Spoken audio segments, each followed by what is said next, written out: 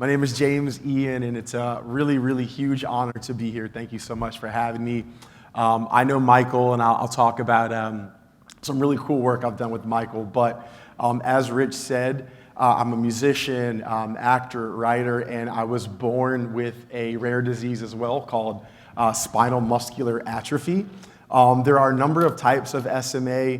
I'm a type 3. I will get into that a little bit later, but essentially, growing up, I never saw disabled people in the media doing the things that I really, really wanted to do, and so I was really, really discouraged by that. I thought that I really couldn't live out my dreams and pursue my passions because I never saw role models with disabilities, in music or acting even. So, throughout my life, that's been a really, really huge passion of mine, and so I wanted to find a way to make it work. And I wasn't diagnosed with SMA until I was almost 15, so I kind of lived this life of, not identifying as a person with a disability, in my earlier years, and then kind of coming into the community and kind of forging my own path. But really quickly, I'll get into what SMA is. It's a degenerative condition. So if your parents are recessive carriers, a person has like a 1 in 50 chance of being a recessive carrier. If both of your parents have the recessive gene, then you have a 1 in 4 chance of your child having it. I'm the oldest of 4, the only person in my family with SMA, so right on the money statistically, I fit the bill. I actually know a lot of families that have multiple children with SMA, or all the siblings have SMA, so that actually seems to be kind of more common. When I was diagnosed in my teens, at the time, not much was known about SMA. There were only 4 types. Since then, they've classified more, but they range from type 1 to 4. If you're a type with a lower number, the more affected you are by the disease. So at the time, type 1, they typically never walk. They need breathing assistance 24/7. Their life expectancy is typically teenage years. Type 2s sometimes would walk, but then they'd be a wheelchair user at a certain point. Also, life expectancy back in those days, I think, was like 20s. Type 3, like me, it didn't affect my lifespan. And they actually call my type like adult onset because the symptoms start to show a little bit in your adolescence. And mine started to become more prevalent as I hit puberty. So I'll talk about that. And then type 4s are very mildly affected. I think only 2% of people with SMA are type 4s. Mine is actually more rare too. There are only 10% of people with SMA that are type 3s like me. And it affects 1 in 6,000 births, and SMA is actually the #1 genetic killer of infants. So we've made some advances since then. SMA is still incurable, but there are treatments now. So I'll talk about my journey of an artist and how I have lived with this disability, but still found a way to really do what I love. So this is me as about 2 or 3, pretty typical childhood. I grew up in Southern Maryland, really rural. I love being outside. I love playing. Still love to be outside. But I also showed a real love of artistry when I was really, really young. Before I could talk, which was probably around the age of 1, I was singing songs on the radio. Human Nature by Michael Jackson was my jam. I would sing that all the time. I loved Prince. I loved Madonna. I loved Whitney Houston. And so pretty much as soon as I saw those folks doing what they did on stage, I was like, I got to do that. Like that is what I want to do. So my parents, fortunately, my dad's a very good, he plays trombone and flute and baritone sax. So my dad saw that I love music and was like, let's get him into lessons. And so I started taking piano when I was about 5. And I was really, really good at piano. I never practiced. My parents were very, very mad that I did not practice, but I did really, really well. And I'd go to recitals and just, I'd crush it for some reason. And so music really, really gave me an identity. And I didn't necessarily want to play piano, but I felt that it was a way to just kind of get on stage and, write songs and kind of do what I wanted to do. And so that's what I did. And, in addition to being a piano player, I started to play soccer, and I wanted to be outside as well. And when I started playing soccer, I ran a lot more slowly than my peers. I started having issues with like breathing and kind of keeping up. And so around, I think the age of around this time, 5 or 6, I got diagnosed with very, very severe asthma. And the doctors said, the reason why I ran slower than everyone was because of my asthma. But I'd probably grow out of it at some point. And when I did, I'd start to run and be able to keep up with my friends and all that stuff. So I was kind of, waiting on that day to happen. I was hospitalized a lot as a kid. I almost died during one of those days. And so, I kind of retreated indoors and was playing music a lot. And I really didn't have, like that typical upbringing of me being outside and kind of playing with my friends. And so, music was really kind of starting to become my identity in a way. So fast forward a little bit, in addition to, playing music, I was a very dramatic child. I would act out scenes of me dying when I was like 3 years old with the adults, and I'd, play out these scenes. And so my parents discovered that I like to act as well. So they asked if I wanted to do that, and I was like, yeah, I think this would be cool. So they got me a child agent, and I actually started booking stuff really, really young. This is a picture of me on the set of a TV show on BET. I landed a series regular. I think I was probably like 8 years old. I was in some national commercials, and I was getting paid for those commercials. I bought like a bicycle with the money from the commercial, and so I was really proud of myself for doing this. And so, art was definitely something that I gravitated toward, but it also just kind of gave me like a sense of purpose and made me feel as if, like that was kind of what I wanted to do in the world, and that might be, where I was kind of headed in the path that I was on. And so, throughout this time, I continued to do this. I continued to do music and, really, really kind of cultivate that. Pretty much anything I could, be in, a play, a choir, whatever it was, I would do that. And so, that was a really, really fun time for me. But at the same time, with my asthma, I was also kind of longing to be outside and playing sports and, do all those things. And so, I was just kind of like feeling kind of a pull between music and art and then, being outside. So at this time, my asthma started to improve a little bit, and I started to, play sports a little bit more, and I really, really got into basketball. When I started to play basketball, I always, like I mentioned, I ran differently from, the kids in my class. And so I remember being really, really young and just being made fun of a lot for, the way I ran. Kids called me Prancer, and I was like, oh, well, it's because of my asthma, and so, things will be okay, and this will change. So fast forward a little bit, I'm going into high school, and I dropped piano at this time because I saw that the cool kids were athletes, and they were the ones that had like cool social lives and were dating and stuff. And so I was like, I'm gonna try to do this and play some sports. But I would still be singing, but I just wanted to kind of have that typical kind of experience. And so when I was in high school, I remember being in gym class and trying to play sports and just getting made fun of even more. And so I was having a really, really hard time. And I was always really good academically. And so my parents, that was, definitely a focus for them to be like, hey, you're a smart kid. We also need to focus on this. And so they were kind of prepping me for college. And I was in AP classes and all that good stuff. And so around the end of my freshman year, my parents were like, let's start looking at a private school for you because, that might be a good path for you. And so I remember going on these visits to these private high schools, and I was starting to like trip and fall a lot more.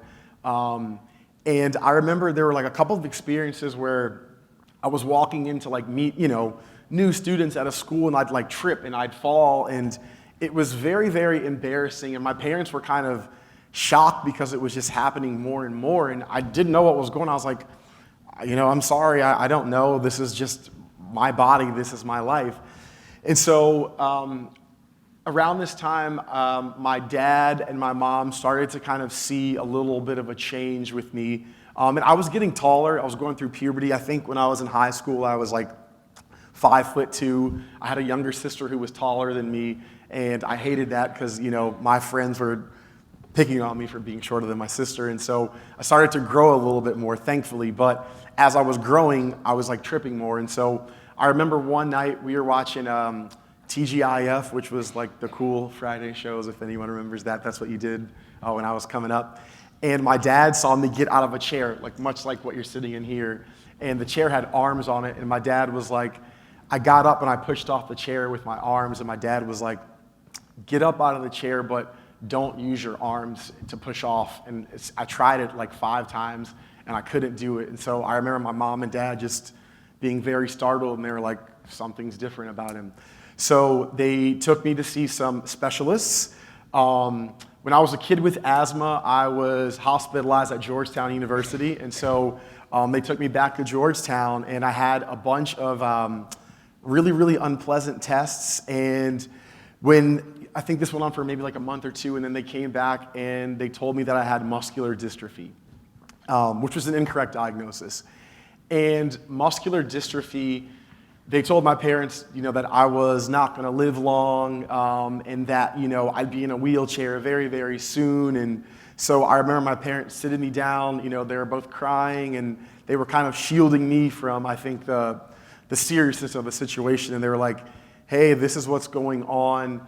We don't think you have, muscular dystrophy, but we're going to go get a second opinion and get to the bottom of this. But no matter what, we're going to work this out together.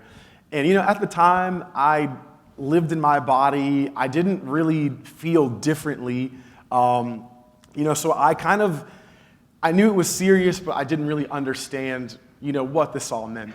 So we go back for a second opinion. I do a muscle biopsy, which is unpleasant. It's really, really bad. And so I remember, doing that.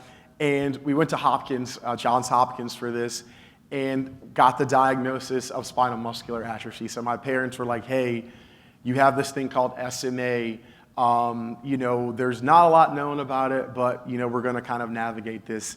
And my parents didn't tell me this at the time, but the doctors told my parents that to enjoy me while I was in my teens, because in my 20s, I'd be in a wheelchair, and in my 30s, I would not be here anymore. And so my parents were, they were like, we're going to do this, but this is the case, but, we're going to give you all the support, that you need. And so high school was already hard for me. I was falling down a ton. Kids were laughing at me. And so I was like, there's no way in the world I can tell anyone that I'm disabled. And in part, that was due because I never saw disability on TV or in media. And when I did, it was horrific portrayals. It was people that were the butt of a joke, or someone that was to be pitied, or someone that was trying to overcome their disability. And, they weren't dating, they had a horrible social life. And, I knew early on that I was never going to overcome SMA. I knew that it was going to do what SMA does, which is, eventually I'm going to use a wheelchair more, and, things of that nature. I've already seen my body change tremendously, in my lifetime. So I was like, I'm just going to hide this as long as I can. And so sports kind of went out the window. And so I really, really was like, I'm going to just, still do my music thing, but how am I going to be a musician or do any of this stuff? Because there's no one that I'm seeing doing it. And people with disabilities are kind of, the scourge of society, and I'm not going to even be able to do what I want. And so I was just very, very depressed and, did my music thing, but in the back of my mind, I was pretty devastated because I was like, I'm not going to be able to do this. So I, continue on my path of music. I actually, at this time, kind of even became kind of popular in school for music because I was like singing in talent shows still.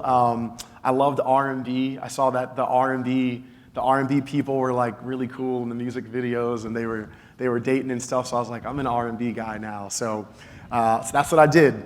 And I ended up graduating from high school and did really, really well on my SATs. And I ended up getting into Georgetown University, lo and behold, the place where I had all this medical history. So I decided to go to Georgetown because it kind of felt like we had a connection there. So I go to Georgetown, and if any of you are familiar, Georgetown's built on a hilltop. And so at the time, my body was continuing to grow, and in my freshman year, I started to have a lot of trouble getting around campus. I didn't have many friends. The friends that I did have were like the kind of the oddball music people or the oddball theater people, because that's who I identified with. And so that was kind of really my only social interaction. And so I was kind of really struggling at this time. I was having issues getting to class, just walking up hills and stuff. Drunk college kids every weekend were breaking elevators, and the elevators were not being fixed. So at the time, I could use stairs, but I was like, I shouldn't have to do this. So I'm missing class. I'm miserable. I'm not having fun. I'm not talking to people. And so I was like, I came home that first semester, and I was like, Mom and Dad, I'm not going back in the spring. And my parents were like, what do you mean you're not going back? And I was like, I'm having a hard time. Like, this disability is really killing me, and I'm really unhappy. I don't feel like myself. It's exhausting, and I just want to come home. So they allowed me to do that, but my parents were really, really scared that I was not gonna, come back and finish college. And so I go home, I take some time off. I really, really dive super hard into music. I start writing my own songs. I start discovering bands that are like I'm identifying with. I bought a drum kit. I started teaching myself to play drums, which is incredibly hard to do with a physical disability. And I started to see a little bit of hope in the situation. And these songs were kind of speaking to me, and they were, being like, hey, create your own path, find your own way. And so I got really, really motivated to come back to college, and I was like, you know what, music makes me feel so, so good. And just because I don't see it in TV or hear, disabled musicians on the radio, it doesn't mean it can't be done. I've already done a lot of things that are really, really hard, like getting into Georgetown's hard. I navigated campus for a while. That was hard. I battled asthma for a long time. That was hard. I feel like I can do this, and I feel like there is some path forward for me. So I go back to college, and I start to actually talk about my disability to people. I join a band, and I start to just have fun and be social. And I remember when I came back, one of my buddies was like, I'm so glad that you're back, man. Everyone's missed you. All of our friends are asking about you. There are even girls who are interested in you, and they want to talk to you. And I was shocked by this because I never saw that on TV. And I was like, how could anyone want to date me? I'm disabled. Haven't you seen what's on TV? That's not a real thing. Why do people want to hang out with me? And I had this light bulb go off, and I was like, I've internalized all this ableism that I've just been fed my whole life. But my reality is not that. I was actually pretty cool in high school, and I'm pretty cool in college, and I'm a musician, and I'm doing all these things. And so I was like, you know what? I feel like I just kind of have to shed this kind of persona that I've been kind of forced to adopt, and I'm gonna just do my own thing. And I'm gonna be happy, I'm gonna play my music, I'm gonna do whatever I want, And so going forward, I started to have a blast in college. I was playing these really big shows on campus. I was drumming, I was singing, and I became known as a musician, which is what I always wanted to do. And I had this really cool professor that was a Grammy-nominated producer. He heard me sing, and he was like, I gotta work with you. And so I was like, okay, I feel like maybe this is something, that I can do. And so that was what I was going to do. And so I was having the time of my life. I was making friends. I was playing all over DC, and I graduated. And during my time at Georgetown, I had all those frustrations of, being denied access and all those things. So I was like, how am I going to fight this? Because I feel like with my disability, with my education, with my artistry, I can do something and help out some folks that are, coming behind me. So I ended up getting into law school, and I was like, I'm gonna sue Georgetown. This is the path for me. And I had this mentor at the time, right as I was transitioning into law school, and he heard me sing, and he had me do some really cool events, and he was like, James, I really think you should sing and do music and maybe put law school on hold. And I was like, well, I don't really have money. My parents don't have money. I just feel like I kind of have to do this. And so he was like, well, do what you do, but I think there's a missed opportunity here. So I wrestled with it, and I was like, you know what? I'm going to go to law school because I think I can do disability rights advocacy in that way. So I end up going to Georgetown Law, and while I'm in law school, the music stuff really starts to take off. Oddly enough, the timing was just really, really weird. And so I'm in law school. I have really, really long hair. I have spacers in my ear. And all my friends in law school are like, you don't belong in law school. Why are you here? And I was like, well, I'm disabled. I'm trying to fight the system. And so my band starts to tour. We start to get written up in all these cool magazines, and we're playing all these really, really good shows. And my parents are very supportive of this. They're, I come home from a gig, and they're like, how was the show? And they're not really asking me about law school. And so I was like, yeah, the show was great. I have a really big exam I have to read 100 pages for, so let me go do that, and I'll talk to you later. And so, I'm playing music and doing all these things, and I had a show that was in front of probably 1,000 people, and I was the singer, and I remember tripping and falling on stage, and the crowd just goes silent, and they're like, oh, and I'm like, oh no, what do I do? This has never happened to me before. So one of my bandmates, they help me up, and I, get back to the microphone, and I'm like, hey, my name's James, I'm disabled, I have SMA, I'm a disabled artist, I'm doing all these things in the name of advocacy, and the crowd goes wild, slow clap, huge applause. And so I was like, wow, maybe there's something here, and maybe I don't have to do the advocacy from a legal thing, and maybe I can actually do it as an artist. And so I was like, I feel like I really, really need to really go hard with this music stuff. So I do that. At this time, I started to find community. I had never met anyone with SMA. I had really, really longed for that because I wanted to just meet someone that, that had a body like mine and that kind of went through the same things that I did. And so I ended up finding MDA camp. My band ended up performing at MDA camp. This bottom picture is me and the old band at an MDA camp. And we performed music there, and it was a life-altering experience. I met all these kids with SMA and other, muscular diseases, and they were so proud of me and so supportive. And I was like, wow, people get this, and they're happy that I'm doing this, and they actually believe in me. And so it kind of solidified that feeling that I had. And I was like, you know what, there's a community of people that want to see me succeed.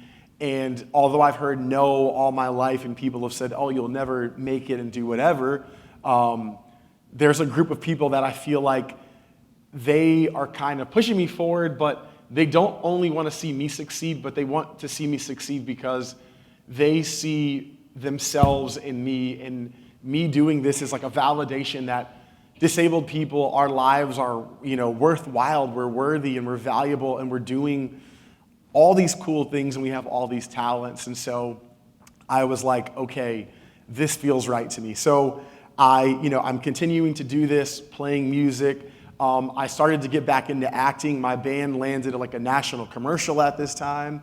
And so I was like, okay, I think I'm gonna just not really practice law, and I'm gonna go full throttle with this art. And so I graduate law school. I got my JD, but I was like, I don't think I want to practice. I think I want to like try this. It's gonna be hard, but I'm gonna do it.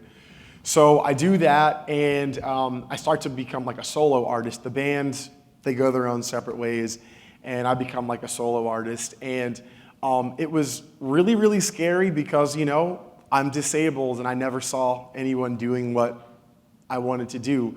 But it was also like a really good opportunity for me to talk about disability, because now I was on my own and I could craft my own narrative and I could put disability really, really at the forefront.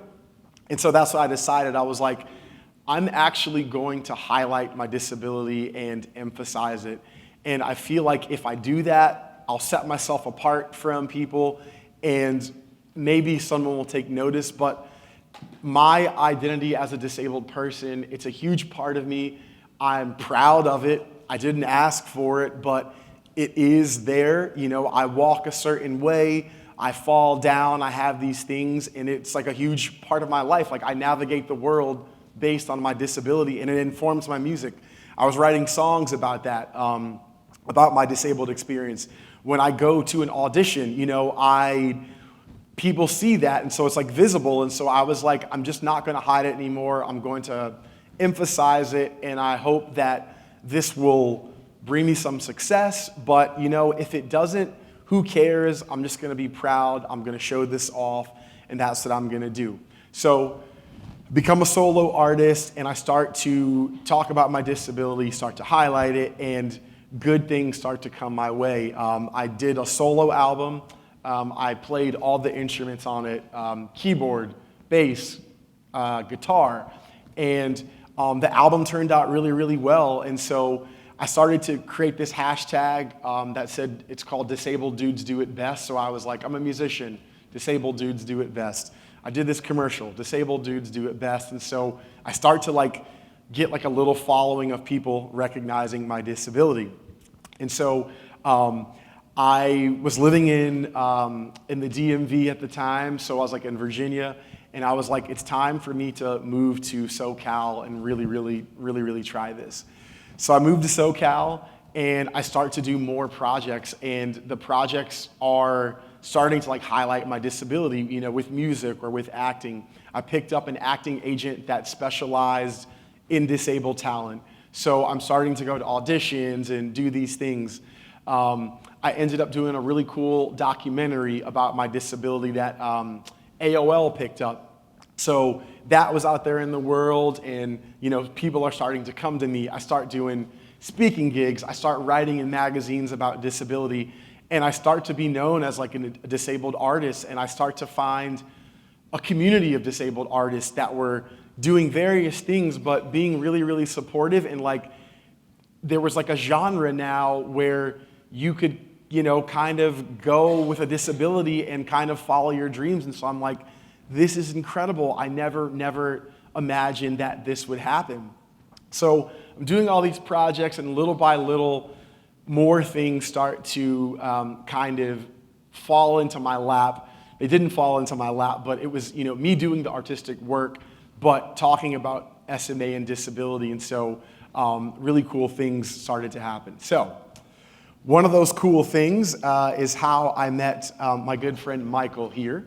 So I moved up to LA, and I had done this documentary, was doing some speaking gigs. I had a modeling agent that reached out, and they do represent disabled talent. So I was starting to go on commercials. I booked a national commercial right when I moved to LA. It didn't air, and you couldn't see me, so I didn't get all the good money with it. But I was doing my thing, and I was really loving it. And so the pandemic happens, and 2021 rolls around, and I'm doing virtual stuff. I'm doing virtual music gigs. The acting stuff's kind of non-existent because of the state of the world. And I get a message from a guy named Michael, and he's like, hey, we're going to do this really cool project, and we're going to do a song that was created by people with SMA, and I found you on Instagram, and I would want to know if you'd want to be a part of it. And so I was like, yeah, this sounds really cool. I think this sounds awesome. And so when Michael approached me, I thought I was going to be like in a choir of people with SMA and like a really, really big group thing. And we go and we do like a meeting with a bunch of folks with SMA. There are 2 Grammy-nominated producers on board.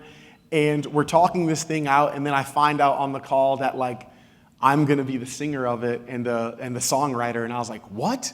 I thought I was going to be like in a chorus, like one of 20 people. And Michael's like, no, you're going to be the guy. And I was like, oh, okay, awesome. So we create this song. We call it Spaces. And I wanted to call it Spaces because I wanted it to be a reflection of all the spaces in the world that disabled people take up. And we're doing all these cool things in these various spaces. And we're thriving. And so I wanted the song to not be about, overcoming disability or anything. I just wanted it to be about we're disabled and we're all doing cool things with our lives. So we released Spaces. We record it in September of 2021. We go to this iconic studio where John Mayer and Fleetwood Mac have recorded. We do it on a Thursday. Michael's voice is actually on the song. He was in the chorus. So go check out the music video and the song because you'll hear Michael's angelic voice just making it pop. And then we shoot the music video on a Friday, and we had a person with SMA direct it, Dominic Evans, and the song has all people with SMA in the music video, other disabilities, and we released the song in November of 2021. We're coming up on 2 years in a few days. And Spaces has done incredibly well. I don't think any of us predicted the impact that it would have, but it has over 1 million views on YouTube. It premiered at Cannes. I sang at the Special Olympics closing ceremony. That picture on the left is me singing at the closing ceremony. I was in People, PBS NewsHour, For It. I was on a bunch of publications.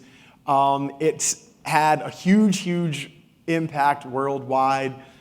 Parents of kids with disabilities, SMA, broader than SMA, have come up and said the kindest things to me about what this song means to them. They've been like, you've given my kid hope because they want to sing and they never saw anyone with a disability sing. So thank you for that. So the impact has been incredible. From Spaces, we did a fashion show called Double Take.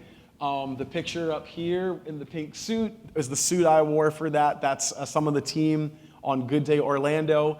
When we did the music video for Spaces, I was wearing a bunch of really cool clothes. I had Dior boots on. It was great. And so me and Michael were talking, and we were talking about fashion. And then I think someone was like, oh, we should do a fashion show with people with SMA. So we did Double Take. That opened New York Fashion Week in 2022. All people with SMA walked or strolled the runway. That has had a huge impact. I ended up in People magazine again, Vogue. It's been remarkable. The things that I've done because of highlighting disability and just being really, really determined.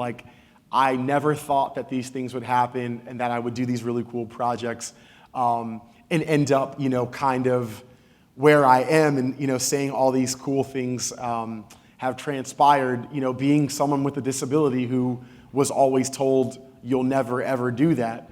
So from these projects, lots of great things have happened. Spaces has won a lot of music awards. So the picture in here in the middle is there's an award show called the Danny Awards for disabled musicians. Spaces won a Danny last year. And from the Danny Awards, I have become a judge this year. The Danny's actually created a record label that's distributed through the Orchard. So I was one of the first 5 artists on the Danny's record label. I have another song out called Nighttime that is through them. So that has happened. I've done a lot more print stuff. I've done more acting gigs. I've done more commercials. I shot a bunch of stuff this year. I'm staying really, really active and, doing all the things that I want to do. And I do this full time, which is unbelievable because it's really, really hard to make money doing art as a non-disabled person. And with a disability, I feel like it's a million times harder. So I'm doing that. And it's been really cool because, I think we try to, as a society, they try to tell us that, disability doesn't need to be seen. No one wants to see it. And I have taken the opposite approach and I've been like, you know what? No, disability is a part of life.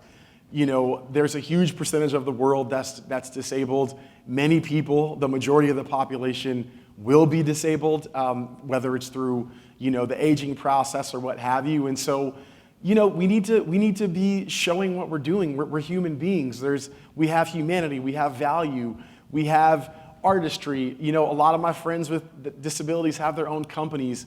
They're incredibly intelligent. They have romantic lives. They're married. They have kids. And so they're doing all the things that anyone else in life does.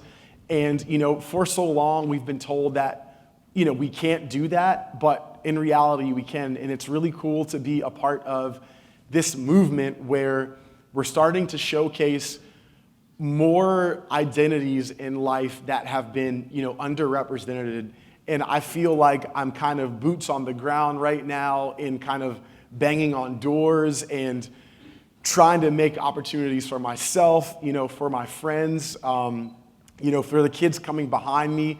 I have helped my disabled friends get agents. I've helped my friends get on shows or, do music. I've helped people record. And so I never saw that growing up, and I really, really longed for that. And to be able to do that and kind of pass the torch for the next generation, it's a real honor and a privilege. And I'm just really, really excited to be a part of that and do that. And so one of the last things that I just want to mention in terms of disability and kind of all the things that have come about from all of the work that I've done and just staying in the game and really, really being a person that wanted to showcase disability.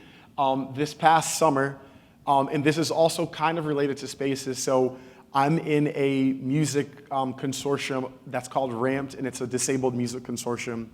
And the founder of it is a blind singer named Lachi, and she saw the Spaces video, and I think she was inspired by kind of the success of that. And so we lost Judy Heumann earlier this year. Some of you may know her. She was probably the biggest disability rights icon. She was a friend and a mentor to me. She passed away in March, and we wanted to do a song to honor Judy. And so myself, Lachi, and another disabled musician named Galen, we came together and we created a song called Lift Me Up, and we recorded it in May. We released it on July 25th, and Lift Me Up has also done incredibly well. It's had 2 million views on TikToks in like the first 2 weeks of its premiered on MTV.com. The music video was on BET. It's on radio stations, and it has 200,000 Spotify views, and it's currently in a campaign to get nominated for a few Grammys. So that came about from Spaces. That came about from being a disabled musician, something I'm really, really proud of. So going forward, I have more projects lined up. I'm doing acting stuff. I shot something earlier this week. I walked in a really, really cool runway show a few weeks ago. Selma Blair hosted it. I wore a dress in the show. I've never worn a dress before. Selma Blair said I was sexy in the dress, so life goal achieved there. So it's just been really cool. I say all that to say, life can be challenging with things that we don't necessarily ask for, but we have to deal with. And I think we can find a way to, live with them, sometimes enhance them, and still really, really lead the life that you love. It's not always easy. It can be incredibly difficult. It's risky. It's risky to follow your dreams no matter who you are, whether you have a disability or not.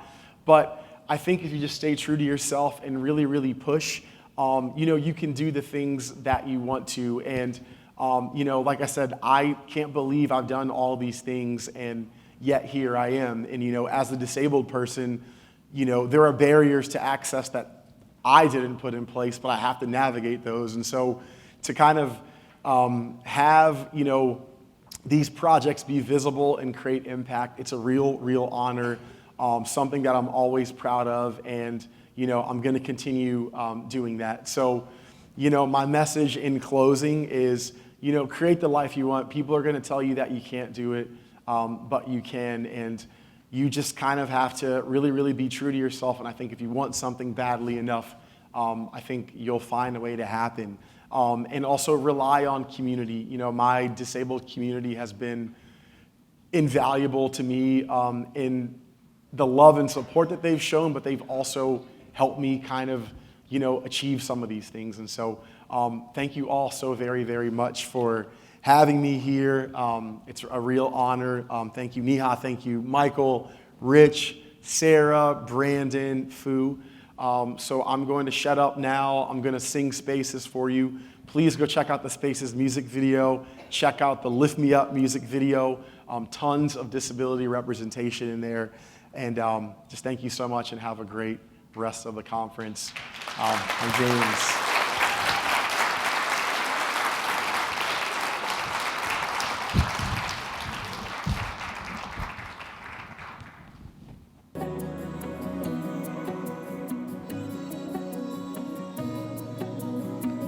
Things I wanna do, I'm gonna make them true. My will is strong, I knew it all along. Don't try to box me in, I'm here to win. The life ahead, I haven't dreamed yet. I'm proud of who I am, no matter what I be. And I am worthy of anything and everything. I'm proud of who you are, who you're gonna be. You will love the song that you're gonna sing. Yeah, spaces, spaces. I leave my mark on these places. Spaces, spaces. You can see it on my face, yeah. Not invisible, I'm an original. So much more than what you see or what you bargain for. Spaces, spaces. I'll make this world a better place, yeah. Spaces, spaces. Nobody's perfect, but you're worth it. Set the world on fire, it's your heart's desire. You're amazing, trailblazing. The spark is lit, the next big hit. I'm proud of who I am, no matter what I be. And I am worthy of anything and everything. I'm proud of who you are, who you're gonna be. You will love the song that you're gonna sing, yeah. Spaces, spaces. I leave my mark on these places. Spaces, spaces. You can see it on my face, yeah. Not invisible, I'm an original. So much more than what you see or what you bargain for. Spaces, spaces. I'll make this world a better place, yeah. Spaces, spaces. If there's one thing to see, it's my humanity. I won't miss a beat, 'cause my passion's deep. Times in front of me, the possibilities. Spaces, spaces. I leave my mark on these places. Spaces, spaces. You can see it on my face, yeah. Not invisible, I'm an original. So much more than what you see and what you bargain for. Spaces, spaces. I'll make this world a better place, yeah. Spaces, spaces.